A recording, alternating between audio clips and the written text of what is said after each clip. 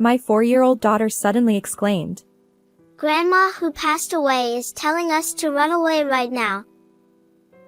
It was late at night when we were staying at my in-laws' house. I was puzzled and asked, "What do you mean?" My daughter took my hand, urging me to go outside. As she shared her story, I was left speechless. She has always possessed a mysterious ability, and in that moment, fear overwhelmed me.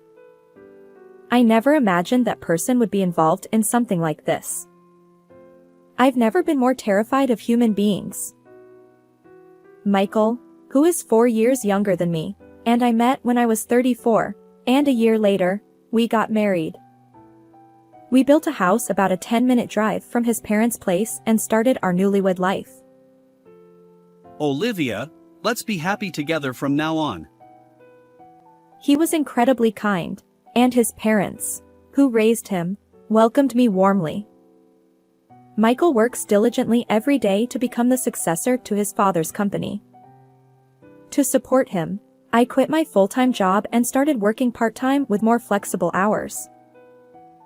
Then there's my sister-in-law, Sophia, who scoffs and says, "Working part-time? Aren't you just relying on Michael to take it easy?" She's never been fond of me since our early days of marriage. Sophia is around the same age as me but enjoys the single life and lives alone. She looks like a career-driven woman, if you ask me. I used to admire her lifestyle and respected her. I even thought that if I had continued working as a full-time employee, I might have ended up like her. Sophia often makes Michael run errands for her. "Michael, I want some ice cream. You can use the change however you like." He complies, and it's a common conversation we hear when everyone gathers at the in-laws' house. Sophia has always doted on Michael, and he rarely opposes her, despite being in his mid-30s. As an only child, I sometimes envy their relationship. I wish I could get along with Sophia, I thought. But contrary to my expectations, she often treats me harshly. She was somewhat overbearing and would occasionally visit our home when my husband wasn't around. "Olivia, there's a hair on the floor." I've been busy with work today. I was planning to clean later. "You're just working part-time, right? Stop making excuses and get it done. It's a pity that Michael has to live in such a dirty place." Sighing, I complied with her demands. As I cleaned, she'd march into the kitchen and help herself to the half-prepared dishes, tasting them without permission. The flavor is so bland. How can you make something this awful?" It's not finished yet. "I wonder why Michael ended up marrying someone like you." She never bothered to listen to my side of the story, always bringing up Michael's name. And truth be told, I wasn't particularly skilled at housework, so I felt somewhat resigned to her criticisms. However, there were some things I simply couldn't tolerate. "You only have flashy clothes, don't you? And yet, your underwear is so plain." She'd open my closet without permission and inspect its contents. "Sophia, please stop!" No matter how much I pleaded, she remained nonchalant, often wearing a malicious expression that made me wonder if she enjoyed seeing me uncomfortable. Sophia even checks inside my closet. I've told her multiple times, but it doesn't work. "Can't you talk to her?" I appealed to my husband when he returned home. His response was off-kilter. Really? Maybe she's just curious about what kind of person my wife is. Yet, despite our conversation, he took no action. I felt disappointed by Michael's lack of support. Sophia's unreasonable behavior continued even after that. A year into our marriage, when our daughter Mia was born, her actions escalated further. Frustrated by our crying daughter, my sister-in-law glared at me. She cries so much. It's your poor parenting. And to think you had a girl. Do you even realize you're the wife of the eldest son? She would make snide remarks about everything, eventually throwing hurtful words, blaming everything on me. My husband should have noticed this, yet he always turned a blind eye. Lately, Sophia's tone has been harsh, and it's honestly tough. It's your fault, Olivia, so there's nothing to be done. Or are you implying that Sophia is hysterical? No one said anything like that. He consistently took Sophia's side, refusing to engage seriously. As time passed, my dissatisfaction with Michael grew. Is it okay to continue like this forever? Divorce crossed my mind, but having experienced the loneliness of being raised by a single parent after my own parents' separation, I hesitated. I didn't want my daughter to feel the same way. Despite it all, I endured because my in-laws kindly watched over me. However, I suddenly lost that support. When my daughter Mia was just 6 months old, my mother-in-law succumbed to illness. The shock of her departure left everyone struggling to cope with their emotions. I'm going to visit Dad because I'm worried about him. Understood. Let me know if there's anything I can help with. During this time, my husband frequently visited his father's home, leaving me and my daughter behind. Sometimes he returned late at night. I asked about the reason. Dad feels lonely being alone. But you see your dad at work too, right? Can't you ask Sophia to help with family matters? You're quite heartless. Even though Dad is feeling lonely, you're suggesting I leave him? That's not what I meant. Although I initially expressed my desire for more quality time with our adorable daughter, I realized that parents are important too. I remained silent after that. As time passed, our daughter Mia turned 4. Michael continued his daily visits to his father's house, and his return home was always late at night. I confronted him about his behavior. Michael, you've been busy lately, right? Isn't it difficult for you to keep checking on your dad's well-being? I can go in your place.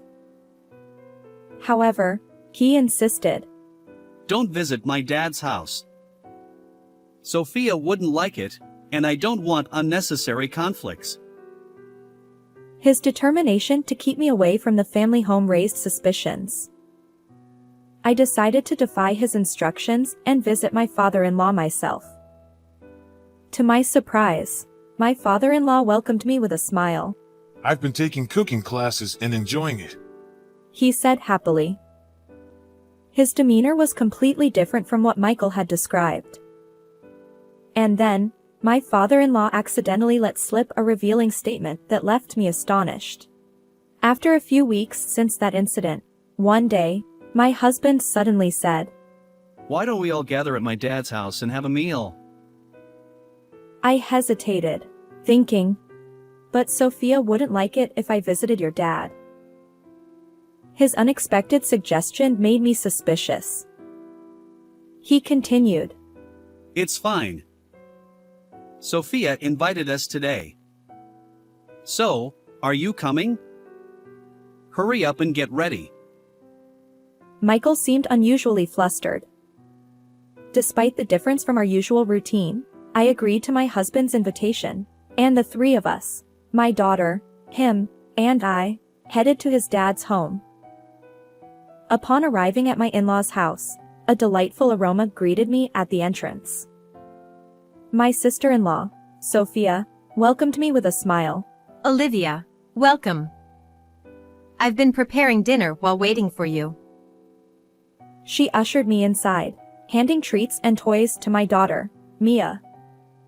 Although I had braced myself for her usual snide remarks, Sophia's kindness caught me off guard this time. Still, I remained cautious. I shouldn't let my guard down. Maybe she'll play some culinary tricks to spite me. But my suspicions were unfounded. Michael told me about your favorite dishes. I hope they suit your taste.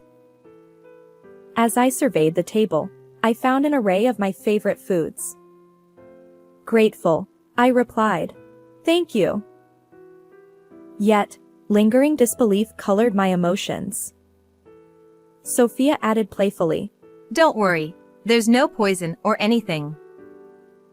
I never thought otherwise. Then, unexpectedly, Sophia apologized. Olivia, I've been mean to you all this time. I don't expect forgiveness, but I hope we can get along from now on. Despite my reservations, I decided against further animosity. I smiled back at Sophia, willing to make an effort to bridge the gap. Great. Since we're the same age, let's chat about various things. Oh, how about staying overnight today? But I haven't prepared anything. You can use my cosmetics. Right? Let's do that. Michael, it's fine, isn't it? Caught up in Sophia's pace, I had no chance to refuse. I guess this is an important step toward getting along. With that thought, I decided to accept her invitation. Sophia was a great conversationalist, and before I knew it, I was genuinely enjoying our time together. The hours flew by, and the three of us, our family, ended up sleeping in the room with my late mother-in-law's memorial portrait. I must have misunderstood Sophia. From now on, I'll try to be more understanding. That's great.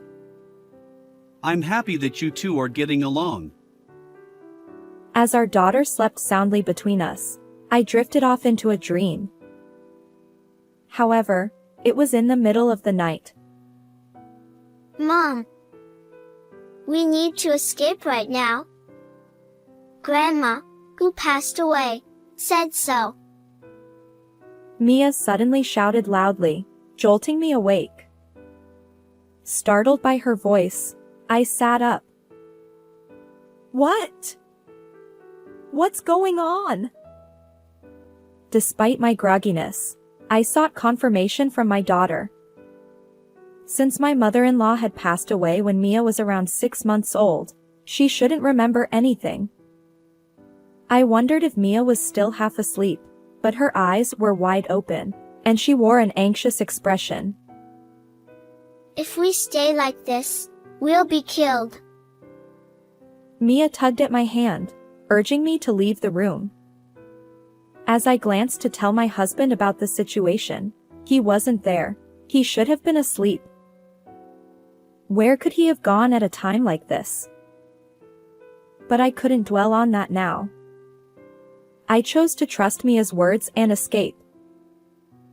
Actually, my daughter possessed a mysterious power. When my friends were all pregnant one after another, she accurately predicted the gender of each baby in their bellies. She also warned me when Michael was about to get injured. Michael did indeed hurt himself by slipping on the stairs, but luckily, it was just a minor sprain. However, since that incident, both Michael and Sophia started avoiding Mia, saying she's creepy. It's natural for some people to feel that way, so we decided to keep this power a secret between Mia and me. Grandpa needs to escape with us too. Mia stopped in front of her grandfather's room, entered, and gently shook him awake. Grandpa, wake up. Quickly. We'll explain later, but please come with us and escape. Startled by our urgent voices, my father-in-law jumped up, though he seemed puzzled by the situation. Despite his initial hesitation, he eventually agreed to go outside after hearing Mia say, Grandma told us to. When we reached the entrance, I noticed that my husband and sister-in-law's shoes were strangely missing. Furthermore, there were no cars in the parking lot, neither of theirs. Could it be that what Mia said is related to both of them? We decided to walk back to my house, but while it would take only 10 minutes by car, on foot, even for adults, it would be over an hour. I called my mother and asked her to pick us up. As we arrived in front of my house in my mother's car, I noticed that the lights were on inside. And to my surprise, Michael and Sophia's car was parked there too. Mom, I hate to ask, but can we stay at your home tonight? I had an uneasy feeling, and entering the house as it was might be dangerous. And so, we sought refuge at my mom's house. That night, my mind and eyes remained wide awake, and I couldn't sleep. As the morning dawned, I couldn't shake off the meaning behind my daughter's words. So, I borrowed my mother's car and went alone to my in-laws' house. To my shock, the grand, imposing house that had stood there just a few hours ago was now reduced to charred remains and skeletal framework. Wait! This can't be real! Several fire trucks, police cars, and ambulances lined up in front of the in-laws' home, surrounded by curious onlookers. On the other side of the yellow tape, Michael and Sophia were speaking with police and firefighters, explaining the situation. I slipped into the crowd of bystanders, hidden from their view, and observed the unfolding scene. After a while, some of the emergency vehicles departed, and the onlookers dispersed. The once crowded area in front of the house now stood empty. Hiding in the shadow of a nearby car, I listened to my husband and sister-in-law's conversation as they stood outside the taped-off area, gazing at the charred remains of our once grand house. It really went up in flames. The useless Mia and Olivia should be dead by now. They won't be of any help. If they survive this, it's a miracle. Once things settle down, I'll remarry my affair partner and make her child the legitimate heir to this house. The horrifying words echoed in my ears, leaving my legs trembling so much that standing became a challenge. Since Dad probably kicked the bucket too, the inheritance is ours. And the company will be mine soon. Michael and Sophia exchanged laughter as they discussed their sinister plans. What terrible people! I can't forgive them. Fueled by fear and anger, my entire body shook. Before they could return to my home, I hurriedly drove back to my home, retrieved my belongings, and returned to my mom's home where my daughter and father-in-law awaited. And there, I shared the events from earlier at the in-laws' house with my father-in-law. There's something you need to know. Oh my. How could this happen? I absolutely cannot forgive it. His face twisted with shock and rage, and together, we decided on revenge against my husband and sister-in-law. That evening, I left Mia with my mother and stood outside my home's front door with my father-in-law. I reached for the intercom, but then I hesitated. This was my own house. There was no need for that. Instead, I decided to open the front door myself. As I fumbled with the lock, I heard a rattling sound, and Michael cautiously peeked out from inside. What? His face turned pale, and he retreated back into the room. Soon after, he returned with Sophia in tow. Why are you here? She too looked ashen, muttering those words. But when she noticed our gaze, she suddenly clung to my father-in-law, feigning relief. Thank goodness you're alive. We couldn't find any trace of you, and they said they hadn't found anything in the burnt ruins. We were so worried. Yeah. I've been praying that you all were safe. Michael also played along, hugging me tightly. I pushed his arms away and distanced myself from my husband. Hands off! Through Mia, your mom helped us. Mom? But she passed away 4 years ago. Exactly. Don't spout nonsense. Are you going to talk about Mia's mysterious abilities again? It's truly unsettling. Both of them furrowed their brows and vehemently denied Mia's words. Well, fine. Let's go inside for now.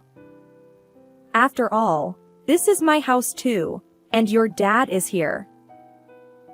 I pushed them aside and ushered my father-in-law into the house. As we entered the living room, Michael, who had followed us, placed a hand on my shoulder and said, Wait. "Didn't I tell you not to touch me so casually?" Oh, Olivia, are you having a hysterical moment? Maybe your hormones are out of balance? This is why women in their 40s get a bad reputation. Sophia smirked, mocking me as usual. Gone was the meek demeanor from the previous day's apology.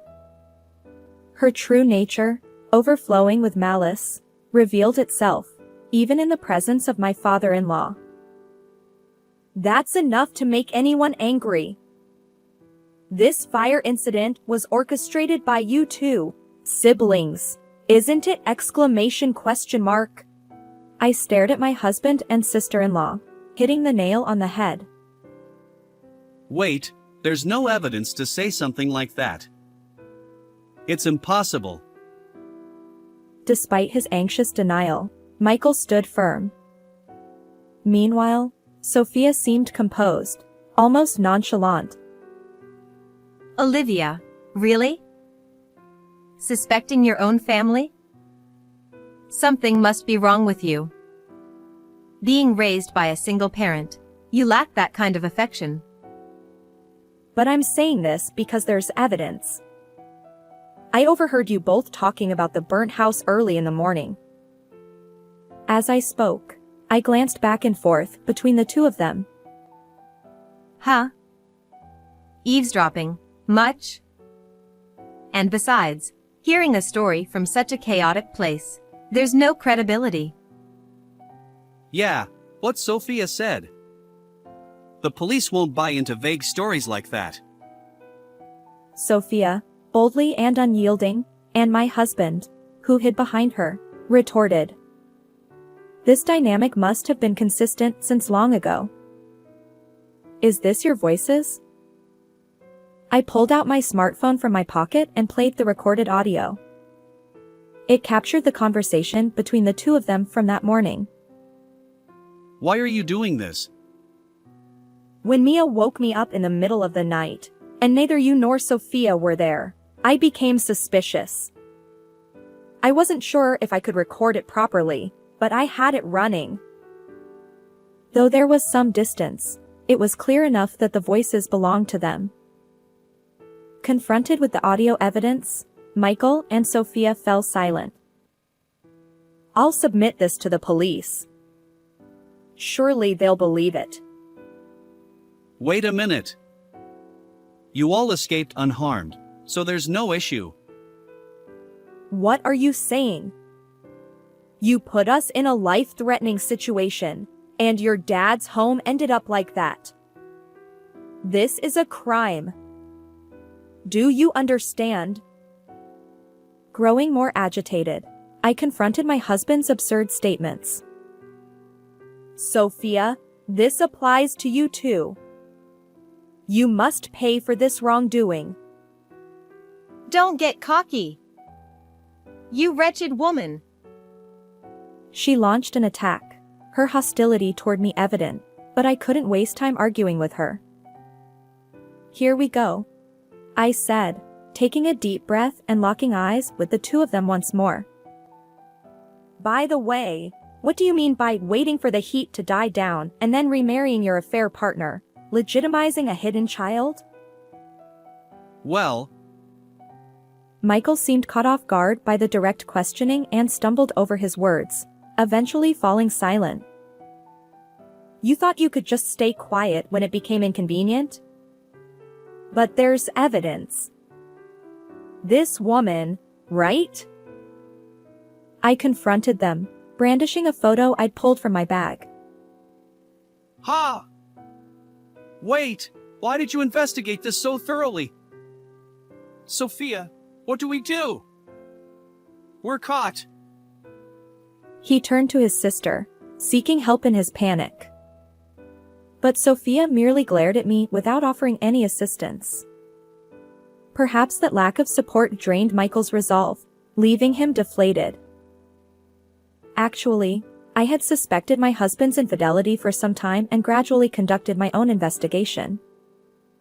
On that morning, I hurriedly retrieved the evidence I had collected. How long have you known? Well, it started when you said you were checking on your dad, and your returns home became consistently late. From that long ago. But I became certain when your dad told me something. Michael had warned me not to show up at his dad's house, but I defied that order one day. My father-in-law had shared something with me, a statement that, Only you would visit my home. for me, who thought Michael was merely making frequent visits to his dad's house, it was shocking.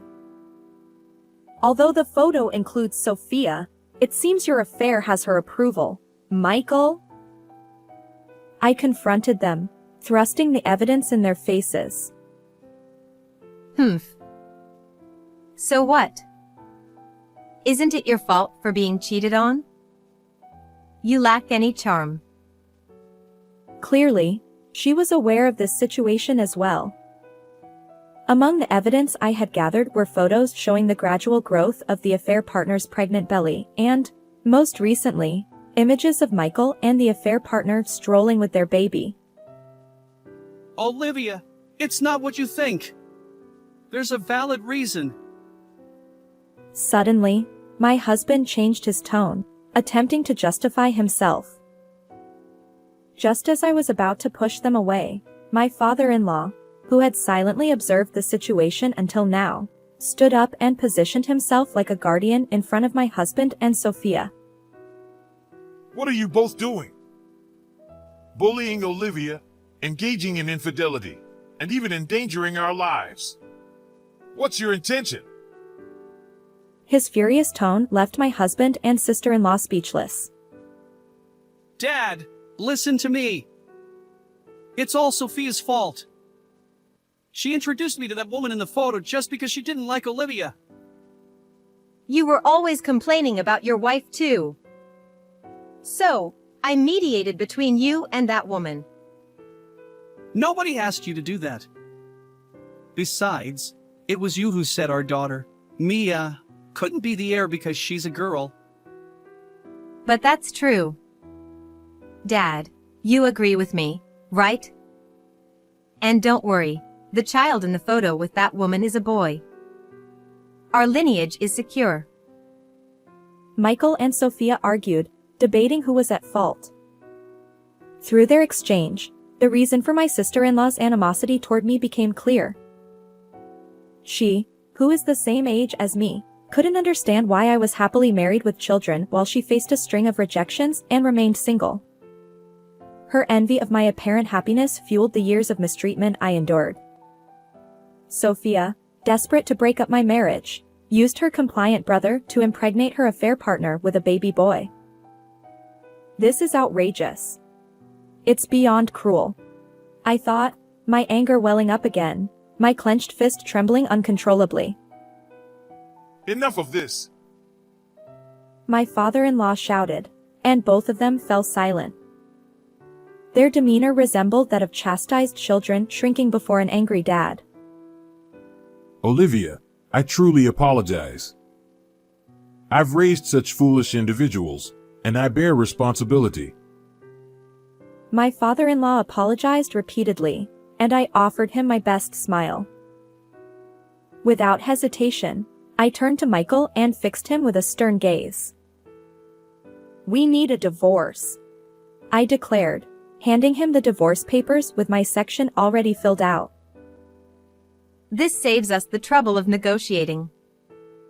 will officially welcome the affair partner's child as the heir. Sophia snatched the papers from my hand before Michael could even react, dancing with apparent delight. Yeah, that settles it. Michael echoed in the same tone as Sophia. Heir? Ridiculous. As long as I'm alive, you won't get your way. He glared at them. Dad, what are you saying? Isn't this a cause for celebration? Sophia's eyes sparkled. Sophia, I sever all ties with you. Don't ever cross my path again. Michael, the same goes for you. You're fired from the company. And so, my father-in-law delivered his verdict to the two of them. Wait a minute. Without me, the company would collapse. Is it okay to do this? Exactly. If you sever ties with us, you'll be all alone. And what about the inheritance? Their concerns ultimately revolve around money. Upon hearing this, my father-in-law's expression momentarily revealed a hint of sadness. You're both strangers to me now. The company and the inheritance are irrelevant. What? Sophia erupted in anger, while my husband, flustered, tried to reason with his father. Dad, reconsider. He shook his father's shoulders, pleading. The heir will be Mia, my grandchild who saved our lives. With that declaration, my father-in-law let out a heavy sigh. Wait. Mia is my child, so I might still get a share of the inheritance, right? Michael grinned, asking me an audacious question. In this situation, I couldn't help but question his nerves. She doesn't want to see you. After everything that's happened, she's scared, and there are hardly any memories between you. I replied firmly. But I'm her father. I won't allow it. Nevertheless, this is the result of your inaction over the past 4 years. After the divorce, I'll respect our daughter's wishes and won't allow visitation. I don't want that. I don't want a divorce. Olivia, please. Michael wailed loudly, clinging to me. Olivia, I apologize for everything. Please convince Dad to reconsider. Even Sophia, seeking mediation, pleaded with me. Although you two might be preoccupied with divorce and estrangement, both of you need to go to the police now regarding the fire incident. Do you understand? Please don't involve the police. I'll be a better husband and dad. I won't let Sophia manipulate me anymore. Let's start anew as a family of 3. Seriously, don't bring the police into this. What about my hard-earned career?